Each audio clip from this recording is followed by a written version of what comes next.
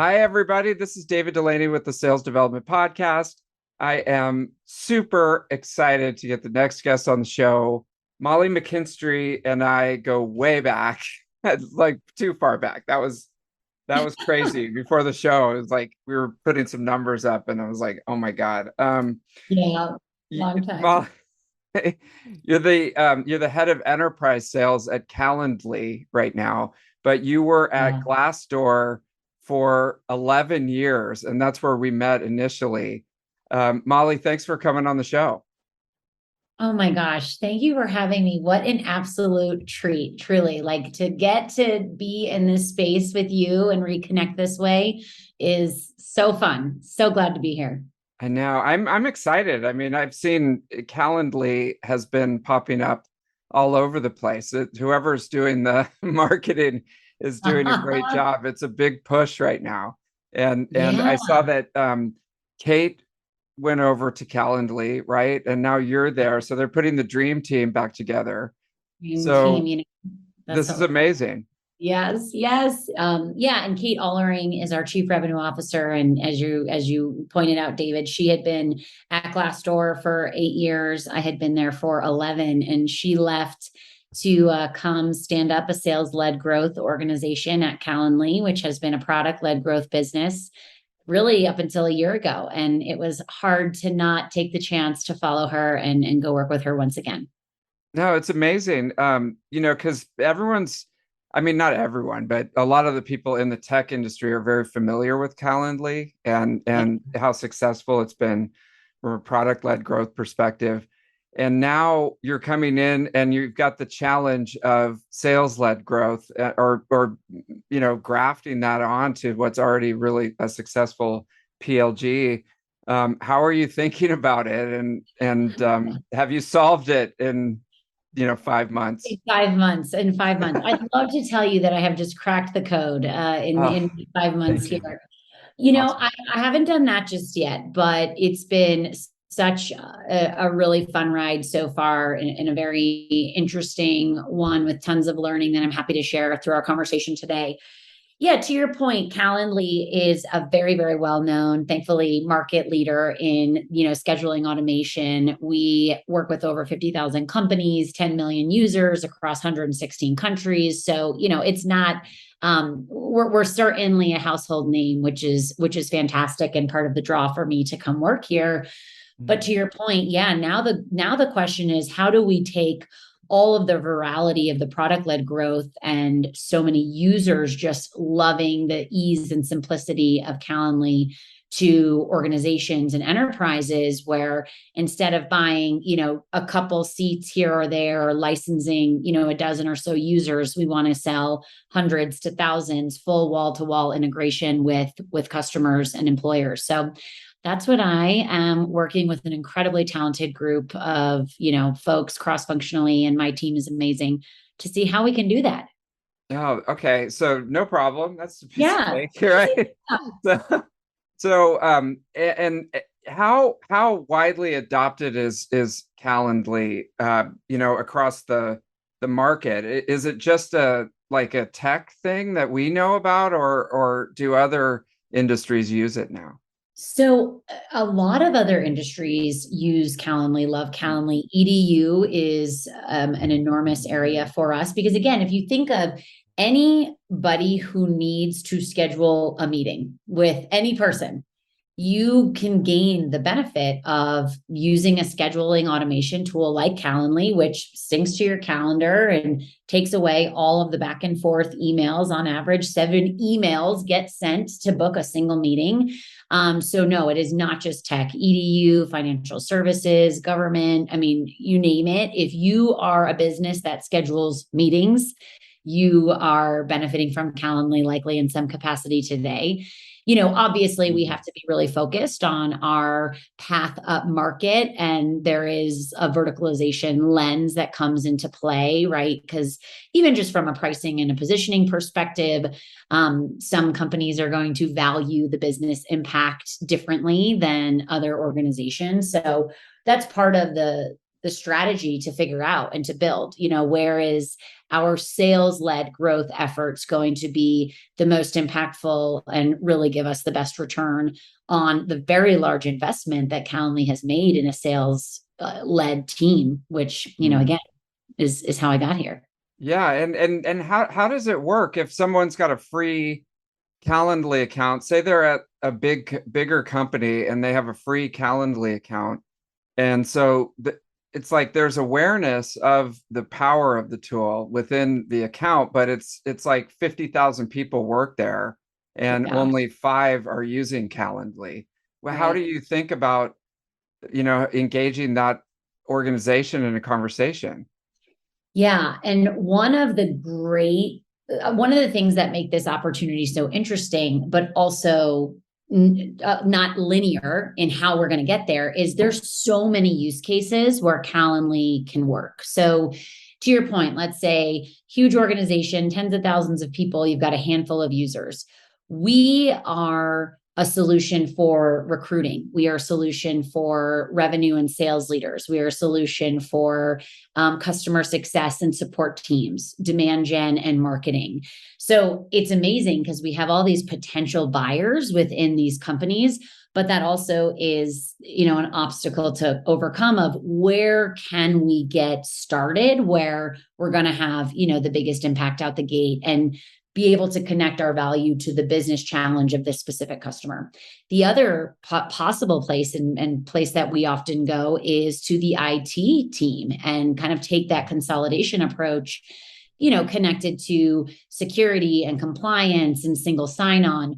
All of that is another angle to say, hey, you have people within your organization right now who are using Calendly for free, who have connected their work calendar to a Calendly license. And right now, there's kind of no jurisdiction for you as an IT team over their, usership with us. And so that's kind of a consolidation approach that we also take. And in that case, you get into more of that wall-to-wall conversation again, because it's anybody in an organization that is booking external meetings is going to benefit from using Calendly. So, as I just told you, 5 different avenues to kind of get started in. Yeah. And it reminds me, there used to be a term, I don't know if they use it, but it's called like shadow IT. It's where the people are using these software tools like kind of on the down low and not really telling anybody at the company. And especially now it's a remote environment. And so do you find that right now, you haven't been there that long, but are you having more success talking to the IT people and saying, let's consolidate all this usage into something that you can control? Or is it more go to the end users and talk to them about potentially expanding? Yeah. So I'd love to tell you that we have this obvious path that is, leading to more success than the others. Right now, we're really doing it all. And we are learning kind of by industry and by, the type of business that we're talking to, which is going to have a more compelling story, right? Because obviously that's what sales is. We're trying to tell a compelling story and we're trying to solve the problem for an organization that they may or may not know they have. What I can tell you is when we start in the IT consolidation angle, you still typically need a business champion who believes that adding Calendly as part of their tech stack and one of their go-to tools is going to help them improve their outcomes, whatever those are. So let's say we're talking to a revenue leader and you need to fill pipeline, you need to book more demos, you want to improve the prospect experience, accelerate your sales cycle. Usually having a business champion who believes, yes, getting Calendly deployed across my entire sales organization or my revenue teams is going to impact my bottom line. That helps with that kind of IT consolidation approach because we have somebody as an end user, to your point, that says, yeah, we want this. And this is a must have. It's not a nice to have. Mm-hmm. And so the sales vertical, it seems the sales leader vertical, there, at least in our industry, it's pretty well known. It's pretty competitive, right? Calendly has competitors Oh in the yeah. space, and that one's. Is there still a lot of white space there for sales teams that aren't using anything like this? No question. Oh my goodness. Yes, there Mm. is an immense amount of white space because I do still think scheduling automation for a lot of revenue and sales leaders seems like a nice to have. Or it seems like, oh, if we are using Microsoft or if we're using Sales Loft, a lot of these other tools have a component of scheduling automation within it. But the difference between Calendly is that we are going to be so much more robust from a solution perspective that it's not just about one-to-one meeting scheduling. We're talking to sales leaders about doubling their conversion rate on inbound leads or, increasing demos scheduled by more than 100%, cutting a sales cycle in half. That goes far beyond saving time with email reduction. We're really connecting it to the entire top to bottom of funnel sales experience by having really deeply embedded connection with Calendly through the whole, again, lead cycle and sales process for our customers. So yeah, to your point, super competitive, yes, but our differentiation and I think just how comprehensive the product is, once we get in these conversations with sales leaders, the light bulb really does start to go off where they see, oh, wow. I mean, if you can cut my sales cycle in half, if you can send inbound leads directly through a round robin of my SDR team, and we don't even have to wait, to see who's available or whatever, like no brainer. It blows our mind. And so you're testing the different verticals, and that's when you're right now. It's like, okay, there's definitely a use case there, Absolutely. and then but at the same time, there's this huge potential market out there. And how do you test different ones? And how do you think about like, okay, we're going to try this for a while, and if it doesn't work, then try something else, right? Yeah. Because you're always under the gun to make sales. Right. Yeah. So, as we said, I'm still new in my journey here. I am 5 months in. The approach thus far has been more of a broad one. So, not getting too specialized yet, not really thinking or deploying the team by verticalization. Okay. We're obviously gearing up for fiscal year planning, and January is suddenly only 3 months away. So I think there's a lot that we've learned already, just the first 9 months of 22, to say we want to get really specific and smart on focusing on these verticals, focusing on these use cases, and because again, the ROI and the outcomes are going to vary when you are talking to financial services versus tech versus EDU. It's not all the same. So the talk track does have to evolve and mirror, the buyer in each of those spaces. So to your question, how are we thinking about it? I would say we're looking at data. We're understanding where we're winning right now. We're understanding where our deal sizes are larger, where our sales cycle can be shorter, and trying to invest resources behind that. The one point though, because you did mention, the sales ICP is a strong one, based on everything I just said.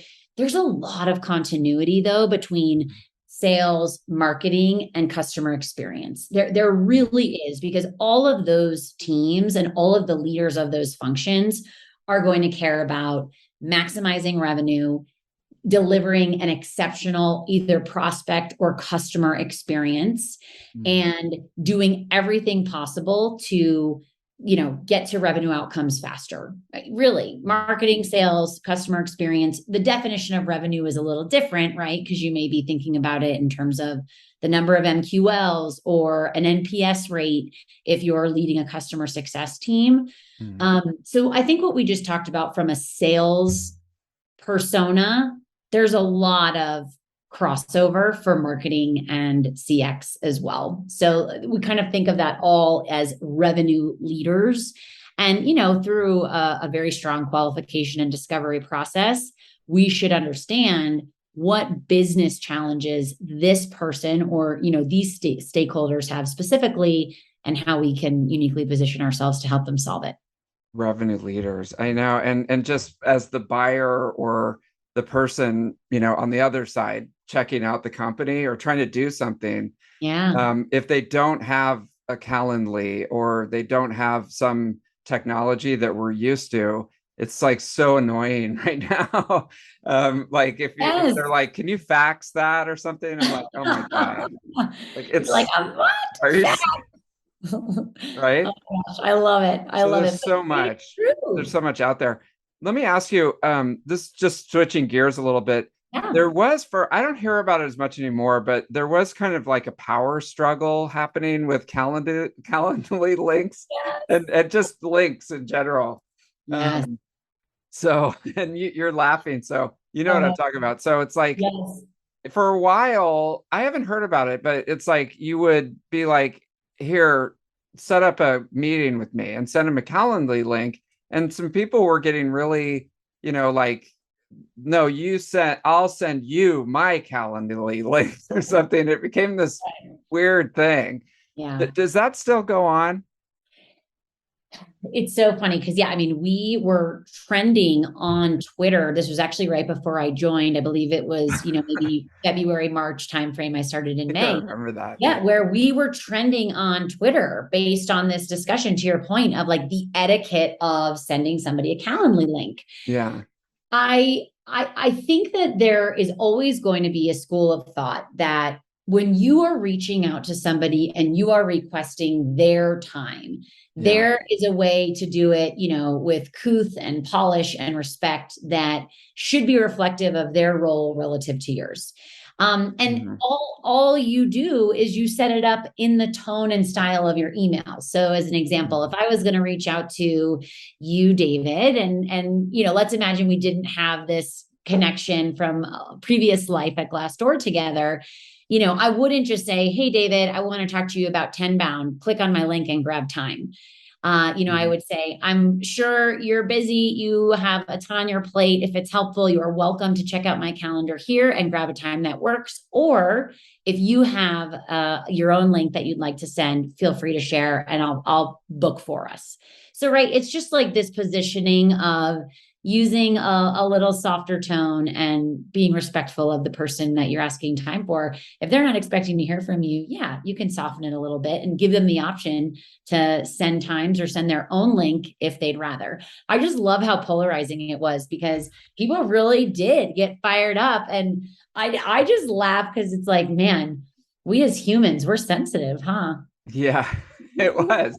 It was pretty funny. And actually, I would like people that work at Tenbound, I would be copied on their email address. They probably know who I'm talking about, but and it would just say, here, grab some time, and I kind of like we had a little coaching session because it's like Yeah, you got to be like, look, I'm available, here's a couple of times, or if it's easier for you, just exactly. click here and Yep. sync it up, so it's all in the messaging, right? I recently had somebody, this is so funny. I recently had somebody who was a former customer of mine who I, very actively and assertively sold into years ago. And he Yeah. reconnected with me on LinkedIn saying, pumped to see I was at Calendly and he'd love to reconnect. And I actually, Calendly has an incredibly slick Chrome extension that embeds right into your LinkedIn messaging. So if you're not using that today, you absolutely should be. So I was responding to his LinkedIn in-mail and was mindful of our relationship and how he knew me and vice versa. And so I said to him, "Hey, I would love to connect. If this is easy for you, grab time with me when works best. I know you've got a lot on your plate. And if not, and you want to book time a different way, I'm flexible. Let me know." Right. And it was just very disarming. I'm not saying I'm more important than him. My time is more valuable. And you know what he did? Within 10 minutes, he booked time and said, "Can't wait." Yeah, it So pops I just up. think like Yeah. anything, it's your style, it's your tone. I Yeah. like that you did some coaching around it yourself. Yeah, the one other quick thing, just the hot tip for people is this is a long time ago. This is like 5 years ago. I was I was using Calendly, but I hadn't blocked out like a vacation that I was doing on my own calendar. And so I got a job interview with this, and it was the CEO of a company. It was actually Dave Kellogg, who's like famous in Yes, Silicon Valley. And yes. Dave Kellogg wanted to talk to me, but I was in Arizona. And so literally, Dave Kellogg, if you're listening, because I didn't get the job. Okay. If you're listening, I flew all the way back from Arizona, did the Oh, interview with you, and then had to wait and pick up my family at the airport, and then you didn't give me the job. So my oh, bad oh for my not God. using Calendly correctly. But Oh, what point I'm trying to make is if you have to block out the time because yeah. otherwise you'll just get these random Calendlys when you're in Arizona. Yeah. Yeah, I think it's like any tool or technology. It is going to work as well for you as you Mm. invest in understanding the tool, building the parameters, building the rules and logic. I will say though, there is a lot that if when you were first signing up for Calendly or where you're first connecting and integrating your calendar, you spend a little time of saying, these are the hours of availability I generally have. This is the amount of space I want between meetings, because people don't want just to be back to back to back to back. You may want a buffer, all of that you can build into the logic first out the gate. So then that's always captured. But to your point, if you've got an upcoming vacation, yeah, you want to jump into your Calendly link, update your availability, and then not have to leave your lovely family trip in Arizona for a job interview unexpectedly. Yes, definitely. I thought I was being really hip, because this is a Oh, long so time ago. yes, Yeah, but yes. no, it was not good. Now, okay, so we got a minute. I want to just take a quick walk down memory lane. So Glassdoor, right? So Glassdoor was sales led. It was a Yes. sales led motion, right? Or was it not? Like, did they have any sort of product led offering that you could piggyback off of, or was it just straight good old fashioned sales led growth? So when I started Glassdoor 2011, I was employee number 38. At that point, we were 100% sales led, and we really weren't. The product wasn't built with this kind of self-serve end user, facilitate your own Glassdoor journey outside of Mhm. putting content on the site. There was no self-serve sales model built in. So to your point, very, very sales led. We Yeah. absolutely focused on how to get back down market, how to really appeal to, the premium model, self-serve, how to have, people buy job postings and upload their own content, et cetera, et cetera. But Mm. inverse of Calendly, product-led growth, trying to get up market. Glassdoor was a sales-led narrative and product sell, which then we went down market, how to figure out premium and self-serve. So kind of Got the it. opposite. Okay. Okay, that's interesting because and I don't know if I mentioned this, but we worked together for like 5 minutes. I worked there for 5 minutes. We but worked yeah. together for 5 minutes. No, Yeah, it's longer than that. literally. Yeah, it was not good. I finally figured out that I can never work at a place again after that experience. But no. What I do remember is that there was it was I mean, this is like the history of the internet almost with these type of marketplaces where they had an amazing search engine optimization and they were getting tons of traffic to the site because people wanted to leave reviews and to read all that information. And it became like a two-sided marketplace because now the employers want to get in front of the people that are coming to the site with Yeah. their and then you guys also basically cornered employee brand, right? Yeah. Like that wasn't even a thing Right. before Glassdoor Employer came brand. along, right? Correct. And that's actually one of the parallels between Glassdoor and Calendly, which you're alluding to, David, is Yeah. Glassdoor created the category of employer brand Mm-hmm. and transparency. And the fact that kind of this belief of power to the people. Employees deserve to have access to this type of information when they're deciding to join a company or to not. And it was so cool to be a part of that Glassdoor journey, because the conversation was not happening before Glassdoor. And I see a lot of parallels there for Calendly, because Calendly really is the market leader and created this space of scheduling automation. To your point, we are not the only player here. Certainly we have competition, probably more so than Glassdoor did when I joined, no question. But I still see us creating this space and this narrative around scheduling automation is not a nice to have. It's not just, oh yeah, like maybe I'll consider that. It is, if you care about maximizing the very limited time that all of us have and getting to business results faster, you have to be investing in scheduling automation. And that was very much how I felt about Glassdoor. Again, like if you care at all about your culture and your employee experience, you have to have a presence on Glassdoor. And if you don't, you are behind. You're behind market standard. Big time. And I think about, with Calendly, the market is so unpenetrated. I mean, like I'm just thinking, she's making lunch right now, bless her heart. My wife doesn't even use it, I don't think. And Okay. she's super busy. I mean, she's constantly making appointments like all day. Oh my gosh. Yes. And Yes. it's like, oh my God, perfect use. She could be a good customer. We She should could be a good customer. put her. Maybe you can, hit me up with that referral after this Yeah. conversation. It But there's really no is. penetration, probably, in the wider marketplace. I think in this little bubble that we're in, it's like, well, everybody uses that, but not really. Yeah. Yeah. No, Yeah. I think that's spot on. It also is this concept of like the economy of time. The Yeah. time is a finite resource. We know we do not get more of it. We know we need to maximize it. We know that every way we possibly can do more, with less. That's what all of us are trying to do. And Yeah. Calendly is a tool that not only allows you to be more efficient and save time, but it does impact business outcomes and bottom line.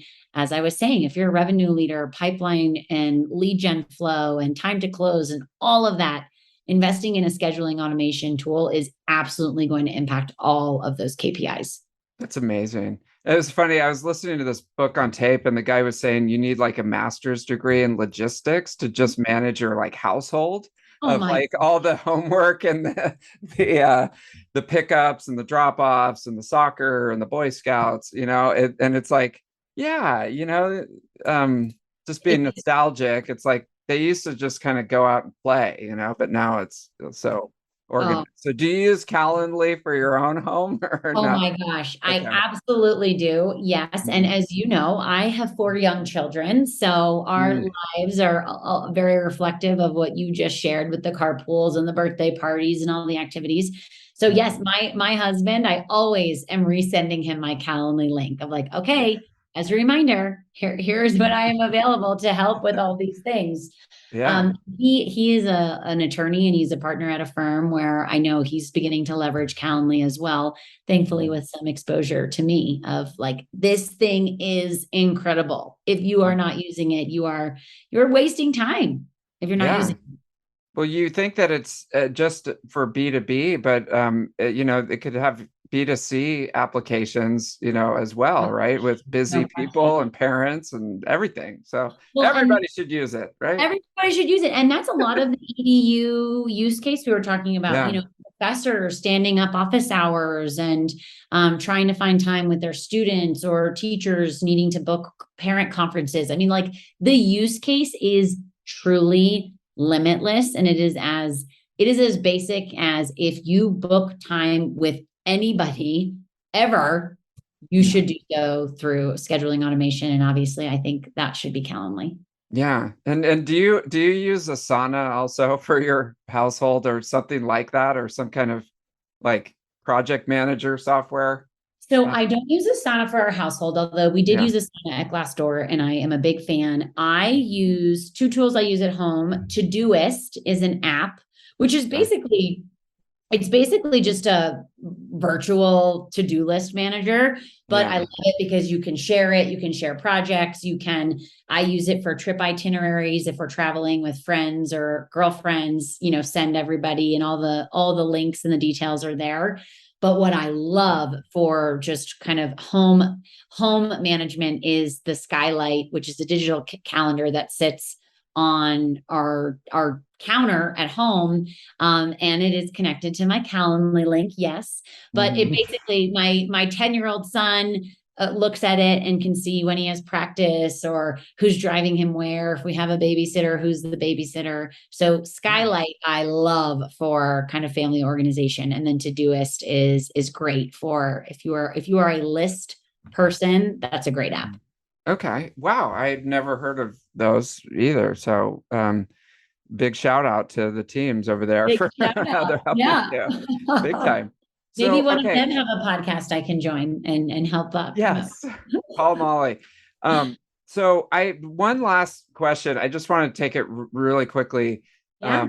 Back, we did some advisory work with a product-led growth company. This is like a couple years ago before it became a thing. Yeah. And they basically they had tons of users of this free open source product that they had, but they really struggled with engaging with the people that were in there, and like that first part of the conversation of how do you go from, it's just awkward. It was Yeah. weird. I remember. And so when you I just want to make it clear, when you think about Calendly, are you talking to the actual end users a lot of the times, or are you talking to their boss?